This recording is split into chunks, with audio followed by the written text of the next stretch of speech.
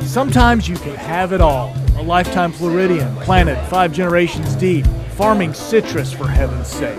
In public service since your 20s, a purebred Republican in a state that's been Republican-led for 2 decades.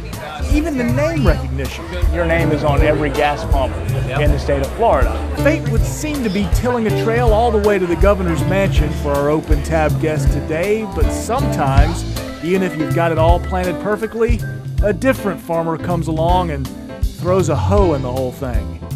And today's spot is the Bearded Pig. We're in San Marco, a restaurant that's been around for about 2.5 years. They took this building, they cleared it out, a whole lot on that side, took out all the weeds, and they made this incredible place. Incredible barbecue, kind of fine dining meets southern style barbecue. It is delicious. And if we're going to profile somebody, I'd say just about the perfect place to bring our first Republican candidate for governor in for Open Tab. We're talking about Adam Putnam. He's a married father of 4. Check out Open Tab. Cheers. Well, thank you for doing this. Are you hungry? You bet. I am. I'm looking forward to it. Okay. How's your time in Jacksonville? Good. Time in Jacksonville is always good. Jacksonville's good to me. You're the first Republican I've had on the show, by the way. We've only done 4 of them. Okay. So it's called Open Tab, and it's essentially the things I can't Google about you. I just want to get to know you. Of course, we'll talk your stances and issues and things, but I got a gift for you, sort of. All right. Okay. Because you've been since you were 22. Yeah. Politics. Well, I can't show you that. What you got? Look at there. This is a great one. Now, forgive me. This is the only frame I had in my. Look how old I look in that picture. How old are you? You remember that? I've aged gracefully. I was 26 when I got 26, elected. And this is U.S. House, correct? Yep. Okay. This one, I think this is the same. I love the hat. That's because we had the congressional baseball tournament. Right. And I wore my high school baseball uniform. There's a ton of pictures of you playing baseball on the internet. I Google your name. I go through Getty Images. Right. And so what's your? I'm going to put these right here. I'm going to be fair, by the way. I can't just show pictures of you, yearbook photos, which I love, by the way. They're not terrible. No, they're not. You've aged gracefully with this. This is my first ever TV headshot. Look at there. I kind of like that. That's mustache. When was that installed again? It was never installed. It was a joke. It was 2005. I got my first job, and they said, "Are you going to take your headshot with that mustache?" I was like, "Yeah." I didn't think they would really let me. Right. And so I had to live with that for a year. Thank you so much. No, by all means. That looks like pork.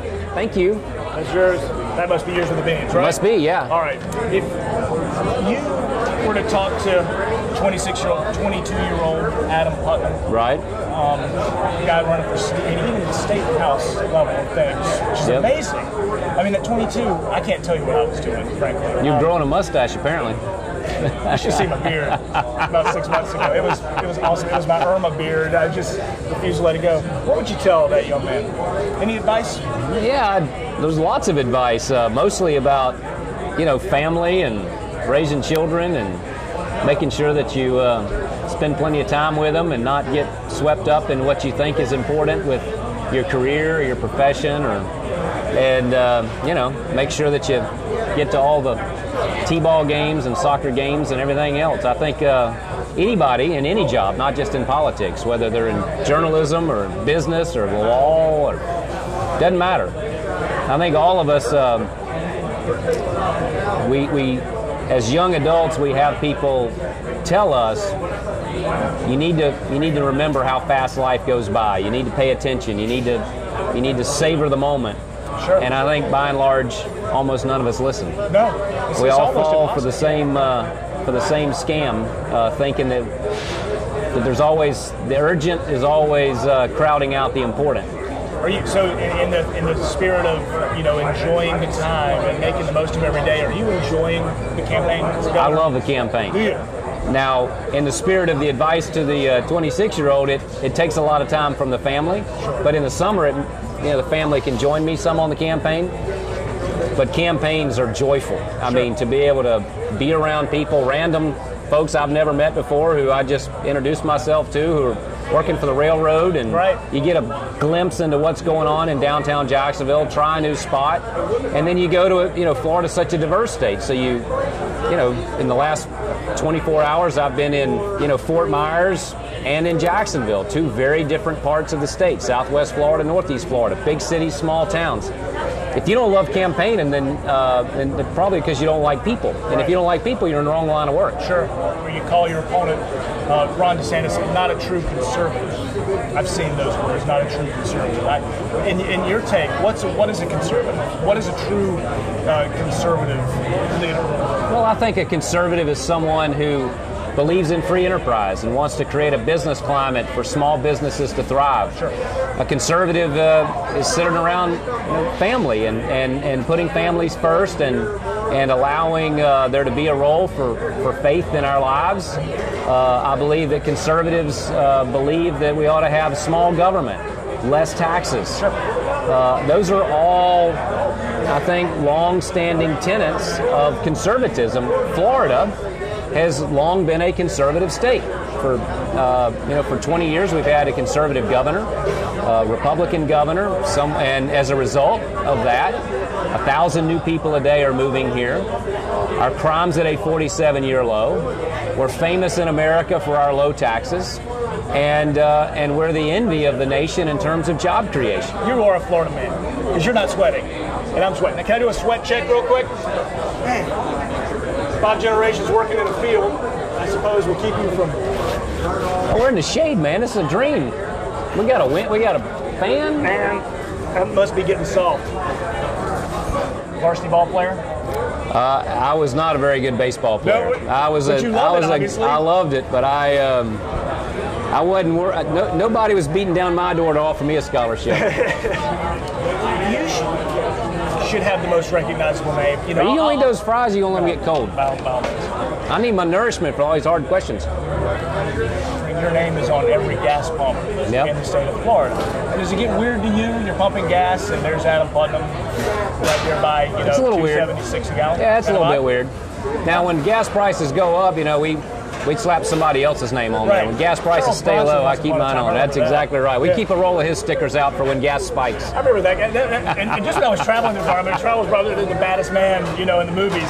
Exactly. Now he had good name ID. Yeah, no kidding. Yeah. But, I mean, so when you go out, does anybody hit you with, oh, you're the guy from the gas pump? Yep. Yeah, it happens. Does it? Of course it does. Yeah. And frequently people say that my name's on the elevator, but it's not. But for whatever reason, they're convinced that it is. Yeah. Doesn't do. What's that? Commerce? Yeah, DBPR. Yeah. The same ones that remind employees to wash their hands when leaving the restroom, which is always a little weird. Not that this is a real test. Do you sauce it at all? I am a sauce guy. Yeah. But all these guys that talk about being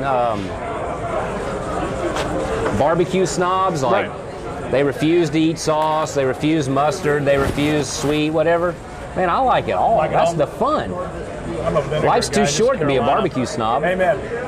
But South Carolina's more of a mustard thing, right? It is. Yeah, and especially where I came from, along the coast, we did. Try that. But you get that vinegar in North Carolina, and for some reason, that kind of grew that's on good. Me. Pretty strong? Yeah, that's strong as new rope right there. I know you're all broken up about getting those fries you didn't order. You probably ordered something healthy, like a side salad. What did I order? Mixed greens or something. Something real liberal.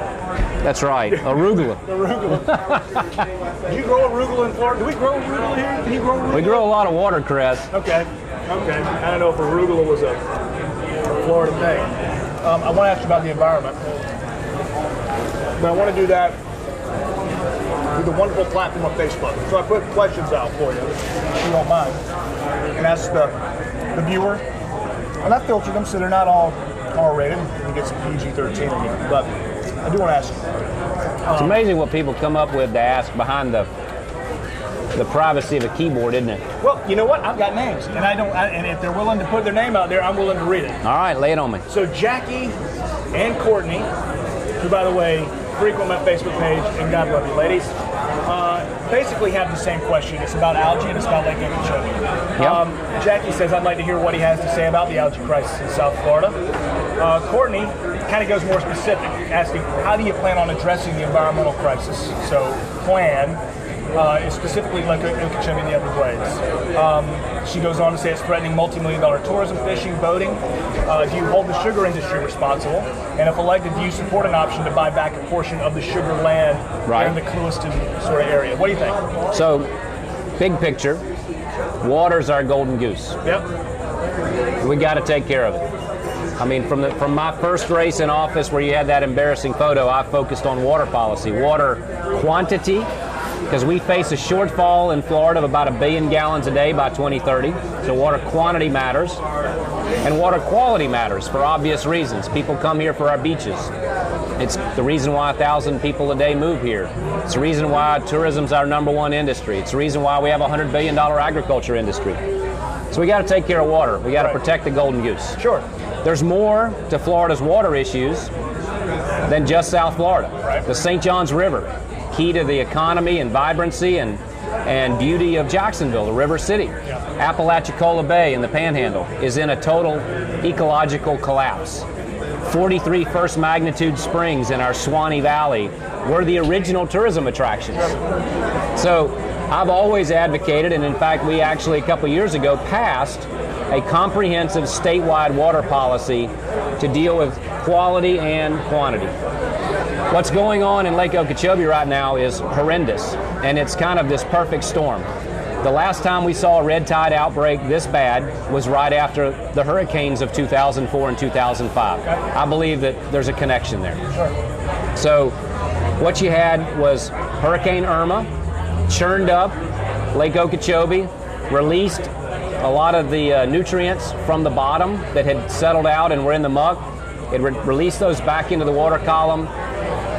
This May, early summer, you have record rainfall, the heat, you have a massive algae bloom.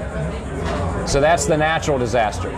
The man-made disaster, the Corps of Engineers has not fixed the dike around Lake Okeechobee. Okay. So when you have massive rainfall, and the water that goes into Lake Okeechobee is rain that falls between Orlando and Lake Okeechobee. It flows into that basin, the Kissimmee Valley. Right. All that rain ends up in the lake levels rise. The Corps of Engineers doesn't trust the dikes because they're almost 100 years old, built after a hurricane back-to-back hurricanes that killed a couple of thousand people. Sure. They start dumping that water. It ruins the economy, it ruins the beaches out the Caloosahatchee, which didn't even used to be connected to Lake Okeechobee. It was dredged by man. That ruins the Southwest Florida beaches, goes out the St. Lucie Canal, ruins the East Coast beaches. So here's what we have to do about it. Okay. We have to view water policy a lot like we view transportation policy. It's infrastructure. It's natural resources, but it's also infrastructure. We need to have a sustained work plan. You can't just sprinkle a bunch of money into it one year and then declare it finished. It's got to be ongoing, just like we work at whittling away at congestion. Sure. We need more storage for that water east and west of the lake, north of the lake, and we need to build what the legislature approved, the reservoir south of the lake. Okay. 20 years ago, the state bought the land for reservoirs east and west of the lake, and the feds still haven't finished those projects. So for 20 years, we could have been storing and cleaning up that water. As Commissioner of Agriculture, we've purchased the development rights on 50,000 acres of land that protects open spaces from development, that gives us the opportunity to hold that water farm it, clean that water up. The long and the short of it is, there's a lot of things we have to do. Reducing ag runoff, like we've done south of the lake, where nutrient loads have fallen 70%. And isn't that where sugar Septic. is? Sugar's south. The overwhelming vast majority of sugar is south of the lake. Yes, that's exactly right. The area north of the lake is the basin where the overwhelming amount of water that ends up in the lake comes from. Right. And that includes cities, urban areas, as well as agriculture, cattle, dairy, other commodities. If you look at the FAU study and the University of Florida study on nutrient loads going into the Mosquito Lagoon, overwhelmingly failed septic systems. My point is, when you put 21 million people on a peninsula that used to be all wetlands. Right. There's a lot of blame to go around, and we need to build in that infrastructure, partnering with local governments to upgrade their sewer systems. Jeffrey, I guess, Newscat, what's your favorite Florida pro sports team and beach? Where are you vacationing?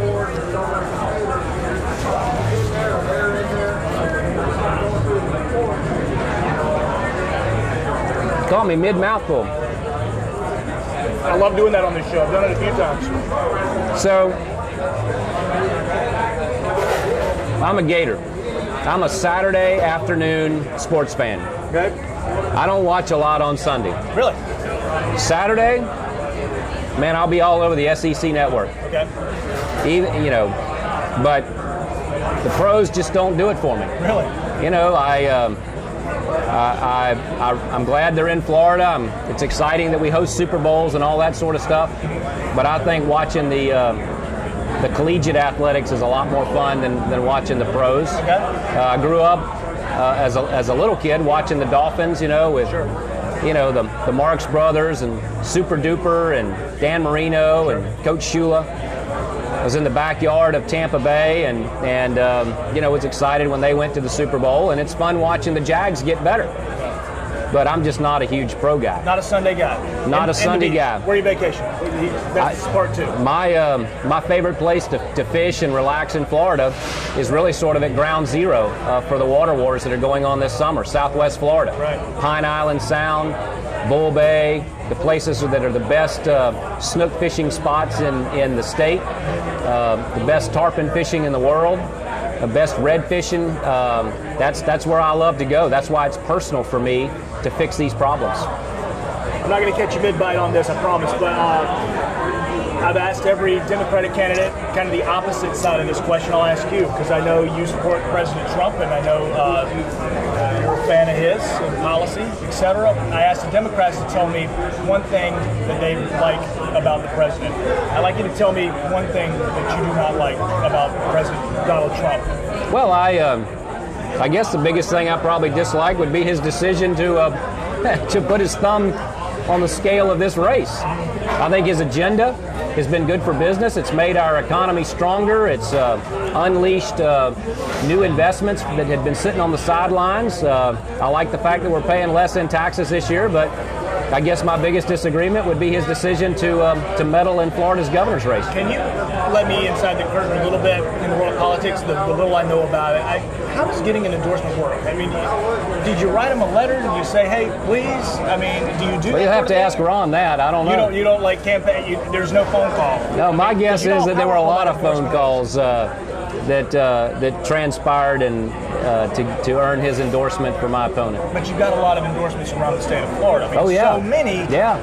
Will that add up and be enough? I mean, obviously you wouldn't be running if you didn't think so. Can that trump the Trump endorsement of Trump? It's quite the pun. I'm sorry. I swear I thought about it. I looked up at the sky for a second, tried to think of a better word, but I'm hot. Look, I'll put the Attorney General's endorsement, 49 Florida Sheriff's endorsements, the police chiefs, FOP, PBA, first responder, firefighters, realtors, home builders, contractors. I'll put those endorsements up against anybody, including the president's, because this is a race about the future of Florida. Florida jobs, Florida families, Florida schools, Florida safety. And I believe that ultimately when people go into that voting booth, they care more about Florida staying safe and strong and moving in the right direction. Frankly, I think people want Washington to operate more like Florida, not import Washington's ways to our state. Oh, I know. The tongue-in-cheek nature of this campaign, there seems to be a lot of tongue-in-cheek moments. Donald Trump has a lot of tongue-in-cheek moments that I think what a lot of people on the internet say triggers the liberals, and it gets people riled up on the internet. You know, this is about you. This isn't about your opponent, believe me. Your opponent has a little tongue-in-cheek ad out right now. Yeah. And I get that it was a journalist who called you an NRA sellout. Mm-hmm. I get that. But then you kind of embrace it. Was that a tongue-in-cheek moment? Because sellout isn't exactly the most positive term, but was that out there just to kind of maybe fire up some libs, get them talking, but kind of have a joke? Yeah, similar. It's a tongue-in-cheek way of expressing support. Sure.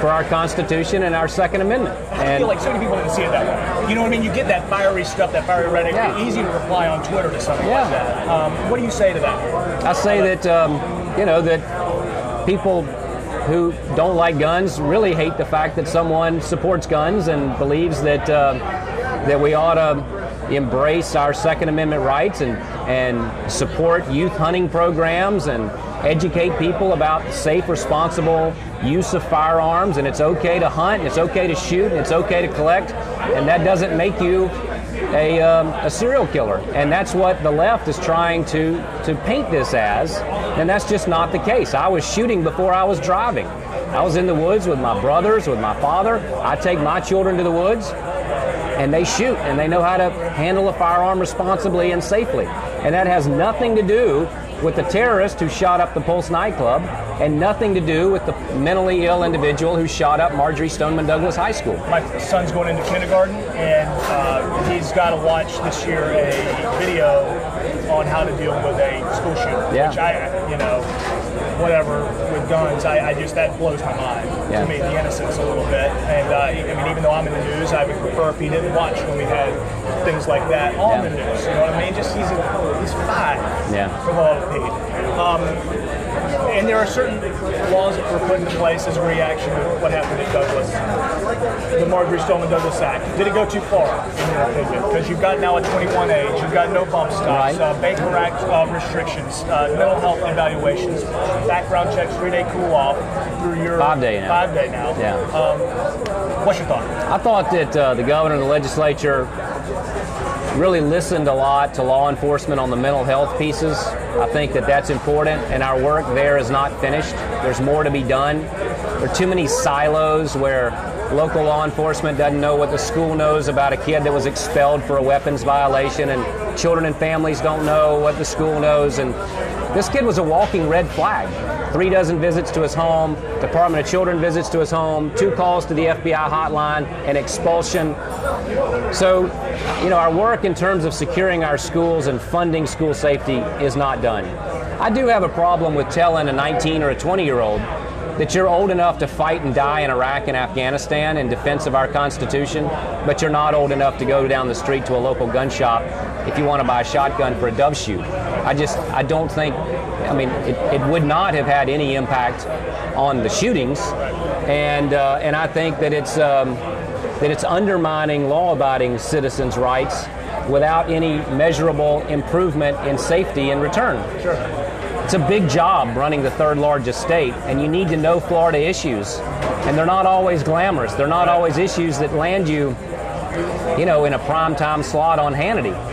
It's not very glamorous to talk about workman's comp or early childhood education or how we continue to build on great world-class universities or how we change our infrastructure. But that's the job of the governor. Time out. How are we doing with time? We're all over the place. So I know. I've kind of like a lightning round and round. Okay. You're a Florida man. Florida man stories are the best stories. Aren't they? Tell me your Florida man story. What alligator have you come across that was 22 feet long and almost bit your arm off? What snake fell out of your roof? I imagine you've got a unique experience being in agriculture. So, go ahead, Florida man. Man, I've had a lot of good Florida reptile stories with water moccasins coming in the boat with you, and or seeing a rattlesnake, strike a squirrel, or rolling over a canoe and seeing the black widows. Florida's an interesting place. It's if it weren't for some of our better living through chemistry, we would have a whole lot more black widow bites and brown recluse bites and everything else. But you ever been bitten? What's that? Ever been bitten? Ever taken a? I guess. Fortunately, no. As I finish my beer, open tab. Thanks for watching. I'm going to let you kind of have the opportunity. I want you to tell us all, in conclusion, why do you want to be the governor of this great state of Florida? Florida needs a governor, deserves a governor who knows Florida, who can get around from Perdido Key to Fernandina down to Key West without a map or a GPS, who knows the differences in our communities from McClenny to Callahan to downtown Jacksonville. And most importantly, somebody who's got a plan, a vision. Mine in particular focuses on putting more vocational and career training back into our middle schools, back into our high schools. I think that we've eroded the middle class by taking those skills out of our schools and telling our kids that if they do anything other than get a 4-year university degree, they're going to be a failure in life. I fundamentally disagree.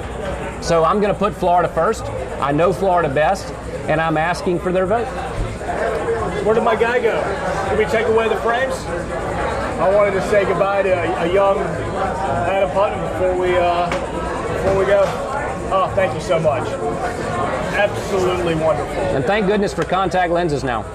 I mean, this would have been something we would have really had to do some work with the lighting. Yeah. I'm telling you. Thank you, sir. I appreciate Thank you. your time. Good to be with you. Best of luck to you, okay? Thanks, Luke. Okay, right there. Can I get a finish up here?